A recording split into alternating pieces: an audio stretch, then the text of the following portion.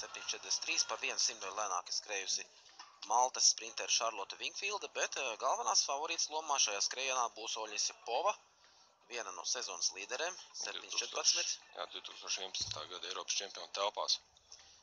Nu, ļoti ātri ir arī baltkrievieta Kristīna Cimanovska, 7.21, un itālieta Anna Bongiorni, 7.26. Nu, pārējām sportistēm Sidnī varētu pacīnīties. Tad vēl ir Bulgārieta Inna Jevtimova, kura ļoti labs personiskais rekords, bet šo sezonu 7.35, un Anīna Kortemā no Somijas 7.36. Pavisam noteikti Sindija var pacīnīties par četrnieku šajā skrējienā. Sindija tika atzīta par 2016. gada labāko jauno vieglatlētu Latvijā. Pērn viņa iekļuva pasaules junioru čempionāta pusfinālā 200 metru distancē un izcīnīja 16. vietu.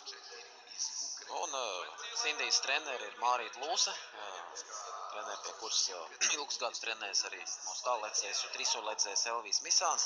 Arī Austris Karpinskis, kuram bija tiesības startēt šajā Eiropas čempionātā 400 metros.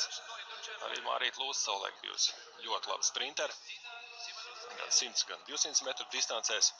Nu, pagaidām Mārītas Lūses rezultāti ir labāki nekā viņas audzēknei Sindijai Bukšai. Sindijai vēl nedaudz jāpieliek pie rezultātiem, lai apsteigtu savu treneri.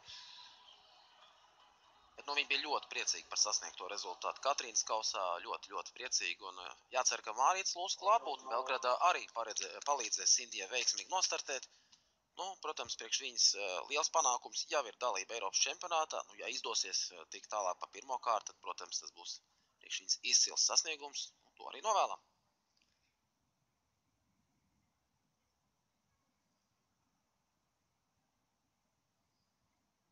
Tad 7 sportistes, 4 ātrākās kvalificējas pusfinālam.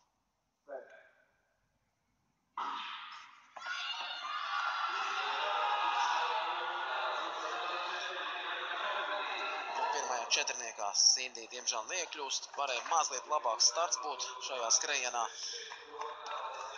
Nedaudz tā kā aizsēdējās startā, un Oļisa Pova kļūst par skrējienu uzvarētāju, kā jau to varēja prognozēt.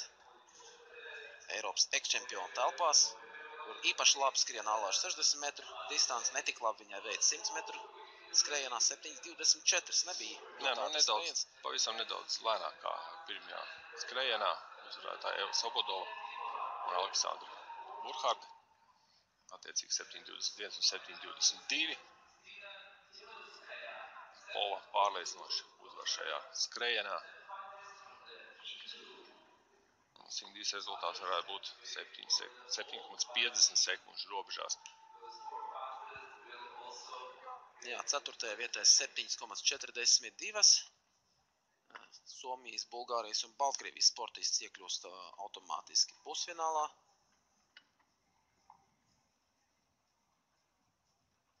Pagaidām pārējie rezultāti vēl nav parādījušies. 7.50. Tā prognoze ir precīza. Tieši ar šādu rezultātu Sindija Bukša uzvarēja arī Latvijas čempionātā Kuldīgā. Bet 5. rezultāts 7.42. Anna Bongiorni no Itālijas. Un Sindijai Bukšai vienāds rezultāts ar Šarloti Wingfieldu. Arī viņai 7.50 Maltas sprinterē, bet no Sindijai tomēr piešķirta 7. Viens pēc tūkstošdaļām, ko mums rezultātos neuzrāda. Tūkstošdaļas Maltas sportistē ir bijušas labākas nekā Sindijai. Tāpēc attiecīgi Maltas